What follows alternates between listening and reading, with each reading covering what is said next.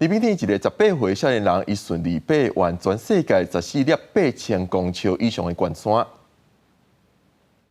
18岁尼泊尔雪巴人人吉车到四下邦马峰，成功登顶的迄一刻也创纪录。伊是前福全球14个8000公尺以上悬山上少年人，感谢另外一个雪巴人加布大卫伫2019年30岁达成的创举。伊讲，这摆攻顶毋但是家己个人路程上悬的成就，也是向每一位勇敢超越传统界线的雪巴人致敬。爬山毋但是努力付出，更是雪巴人力量韧性甲热情的证明。出发进程也因为差一组夺下纪录，受到国际注意。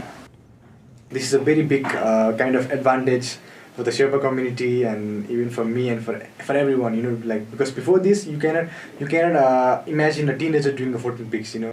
永靖福全球14个8000公尺以上悬山无简单，目前有差不多50人成功。因暗用穿过空气当中，无法度长期维持人类生命的死亡躯壳。意大利登山家梅斯纳1986年完成，迄时阵用16年。即马干了1个月到20人已经完成13组，特别挑战成功，因自集伫西藏准备完成梦想。You're finishing Indo, so I want to finish it. If you can climb it in a fast way, why not to try? It's another challenge.